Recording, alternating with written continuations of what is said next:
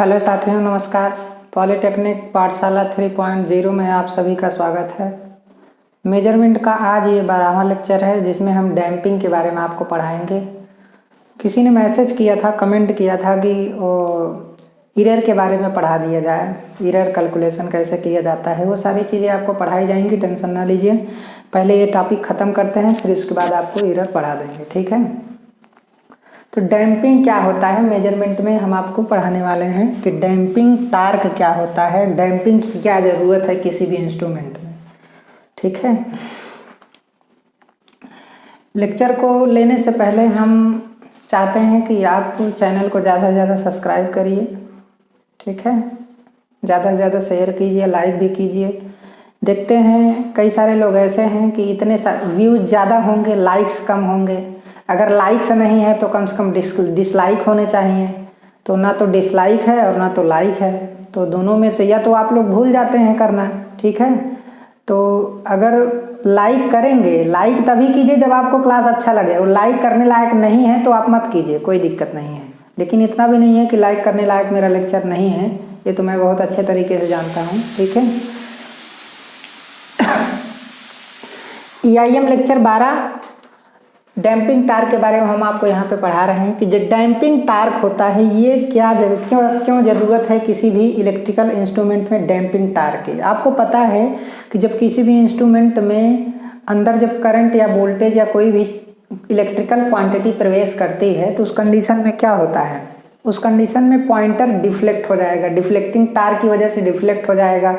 और जब steady state condition में आता है तब आता है जब कंट्रोलिंग टार्क डिफ्लेक्टिंग टार्क के बराबर होता है तो पॉइंटर स्टेडी स्टेट कंडीशन में जाता है। मतलब जितना उसमें करंट फ्लो करती है वो स्केल पर पॉइंटर जाकर उसी पॉइंट पे जाकर के रुक जाता है।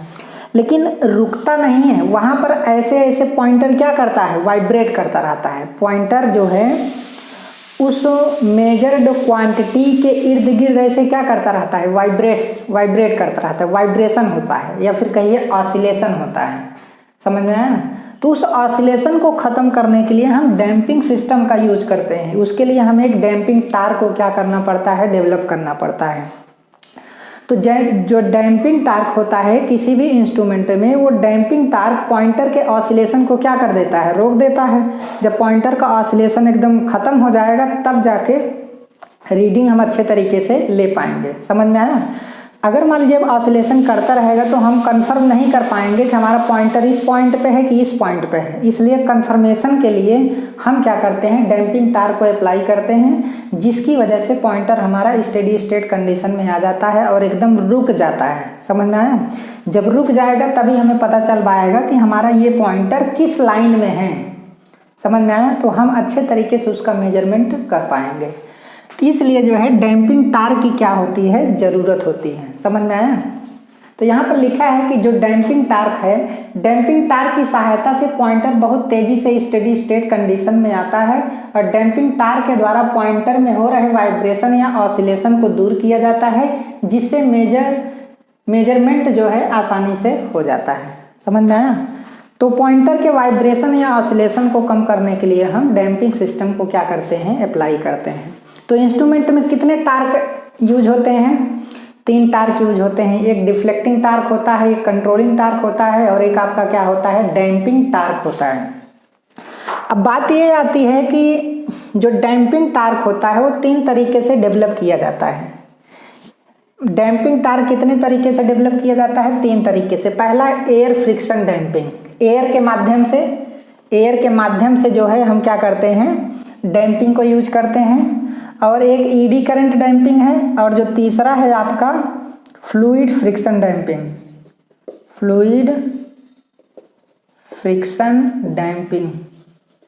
ये 3 टाइप के डैम्पिंग होते हैं। समझ में आया। ये 3 टाइप के क्या होते हैं, डैम्पिंग होते हैं।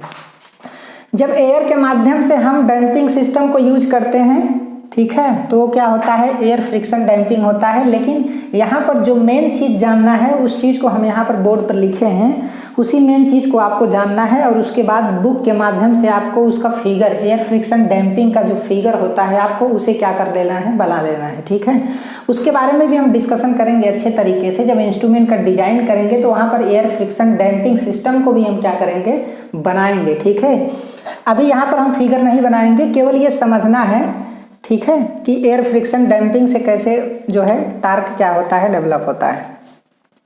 अब यहाँ पे क्या है कि जो एयर फ्रिक्शन डैम्पिंग किस इंस्ट्रूमेंट में यूज की जाती है, ये चीज़ जानना जरूरी है कि एयर फ्रिक्शन डैम्पिंग में क्या इंपॉर्टेंट पॉइंट है। ये जो एग्जाम में क्या किया जाता है, कंपटीशन एग्जाम में पूछा जाता है। ठीक है, तो यहाँ पे लिखा है कि यदि ऑपरेटिंग मैग्नेटिक फील्ड बहुत कम हो तो वहाँ पर एयर फ्रिक्शन डैम्पिंग का हम क्या करते हैं, यूज करते हैं। समझ में आया, एयर फ्रिक्शन डैम्पिंग का यूज हम वहाँ पे करते हैं जहाँ पर ऑपरेटिंग मैग्नेटिक फील्ड क्या होता है, बहुत कम होता है। एयर का फ्रिक्शन बहुत ज़्यादा नहीं होता है। समझ में आया, अगर बहुत ज़्यादा हाई पावर का डैम्पिंग सिस्टम हम यूज करेंगे तो लो पावर का मैग्नेटिक फील्ड है तो वो पॉइंटर को घुमा ही नहीं पाएगा। डिफ्लेक्टिंग टार्क जो होता है, जब मैग्नेटिक फील्ड का पावर क्या होगा, कम होगा, तो डिफ्लेक्टिंग टार्क कम होने की वजह से जो है पॉइंटर को घूमने ही नहीं देगा डैम्पिंग सिस्टम। इसी वजह से इस डैम्पिंग सिस्टम का हम यूज वहाँ पे करते हैं जहाँ पर क्या होता है, मैग्नेटिक फील्ड बहुत कम होता है। तो मैग्नेटिक फील्ड कम होगा तो डिफ्लेक्टिंग टार्क कम होगा, डिफ्लेक्टिंग टार्क कम होगा तो पॉइंटर आपका घूमेगा नहीं। किसकी वजह से, इस डैम्पिंग की वजह से। अगर इस हाई पावर के डैम्पिंग को हम अप्लाई करेंगे तो लो मैग्नेटिक फील्ड की वजह से डिफ्लेक्टिंग टार्क कम होगा, जिसकी वजह से पॉइंटर हमारा घूम नहीं पाएगा। इसलिए इस डैम्पिंग का यूज हम वहाँ पे करते हैं जहाँ पर लो पावर का मैग्नेटिक फील्ड क्या होता है, डेवलप होता है। अब कहाँ कहाँ पे डेवलप होता है, मूविंग आयरन टाइप इंस्ट्रूमेंट में, इलेक्ट्रोस्टैटिक टाइप इंस्ट्रूमेंट में, डायनमोमीटर टाइप इंस्ट्रूमेंट में मैग्नेटिक फील्ड की पावर क्या होती है, बहुत कम होती है। इसलिए ऐसी जगहों पर हम क्या करते हैं, यूज करते हैं। इस डैम्पिंग का यूज सबसे ज़्यादा होता है। मतलब क्या है, अधिकतर इंस्ट्रूमेंट में हम केवल इसी डैम्पिंग का यूज करते हैं। कौन सी डैम्पिंग, एयर फ्रिक्शन डैम्पिंग का हम क्या करते हैं, यूज करते हैं। समझ में आया, डायनमो में ये 3 जगहों पर यूज किया जाता है। ये कंपटीशन एग्जाम में क्वेश्चन भी पूछा जाता है कि कौन कौन से इंस्ट्रूमेंट में कौन कौन सी डैम्पिंग क्या की जाती है, यूज की जाती है, कौन सी डैम्पिंग सबसे अच्छी होती है, कौन सबसे ज़्यादा यूज होती है। ये सारी चीज़ें आपको जानना क्या है, जरूरी है। ठीक है, ये जो एयर फ्रिक्शन डैम्पिंग है इसका फिगर होता है, इसमें एक सिलेंडर होता है ऐसे, ठीक है, इसमें एक पिस्टन ऐसे बना होता है, ऐसे पिस्टन क्या होता है, बना होता है। इसमें आपका ऐसे राड लगा होता है और यहाँ पे ऐसे होता है, यहाँ पे आपका क्या होता है, पॉइंटर होता है। ठीक है, ये हमारा सिलेंडर होता है। तो ऐसे फिगर होगा, बुक में आप लोग फिगर क्या कर लीजिएगा, बना लीजिएगा। मैं बार बार फिगर नहीं बनाऊंगा, मैं जब इंस्ट्रूमेंट पढ़ाऊंगा तो उस कंडीशन में उसमें जो फिगर होगा वही फिगर मैं बनाऊंगा। ठीक है, तो यहाँ पर ये ध्यान देना है। लेकिन डैम्पिंग के बारे में आपको बहुत अच्छे तरीके से जानना है।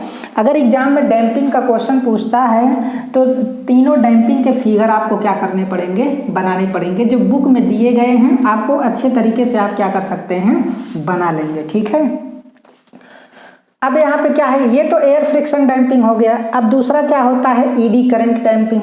ईडी करंट डैम्पिंग जो होता है, पहले इसके बारे में जान लेते हैं, फिर कैसे ये डेवलप होता है उसके बारे में जानेंगे। ठीक है, ईडी करंट डैम्पिंग जो होता है, इस डैम्पिंग का यूज वहाँ पर होता है जहाँ पर ऑपरेटिंग मैग्नेटिक फील्ड क्या होता है, बहुत ज़्यादा होता है। समझ में आया, इस डैम्पिंग का यूज वहाँ पर होता है जहाँ पर ऑपरेटिंग मैग्नेटिक फील्ड का क्या होता है, बहुत ज़्यादा होता है। ये मोस्ट इफेक्टिव डैम्पिंग होती है, मतलब ये ऐसी डैम्पिंग होती है कि शीघ्र ही पॉइंटर को स्टेडी स्टेट कंडीशन में लाती है। समझ में आया, तो ये मोस्ट इफेक्टिव डैम्पिंग होती है। यही कारण है कि ऑपरेटिंग मैग्नेटिक फील्ड का मान जहाँ पर बहुत ज़्यादा होता है वहाँ पर डिफ्लेक्टिंग टार्क भी ज़्यादा होगा, तो वहाँ पर वाइब्रेशन ज़्यादा होगा, तो इस टाइप की डैम्पिंग यूज करेंगे तो पॉइंटर को बहुत आसानी के साथ स्टेडी स्टेट कंडीशन में लाया जा सकता है। समझ में आया, ये किस इंस्ट्रूमेंट में यूज होता है, पीएमएमसी इंस्ट्रूमेंट में यूज होता है, इंडक्शन टाइप इंस्ट्रूमेंट में यूज होता है। इंडक्शन टाइप, पीएमएमसी मतलब परमानेंट मैग्नेट मूविंग कॉइल, और ये क्या है आपका इंडक्शन टाइप इंस्ट्रूमेंट है। और तीसरा आपका क्या है, रेक्टिफायर टाइप इंस्ट्रूमेंट है। समझ में आया? तो एडी करंट डैम्पिंग इन सब में क्या किया जाता है, यूज किया जाता है। क्वेश्चन एग्जाम में क्या किया जाता है, पूछा जाता है। फ्लूइड फ्रिक्शन डैम्पिंग आपको अगले लेक्चर में पढ़ाया जाएगा, ठीक है। तो साथियों, अगर क्लास हमारा अच्छा लग रहा है आप तो लाइक शेयर सब्सक्राइब कीजिए चैनल को, ठीक है। धन्यवाद।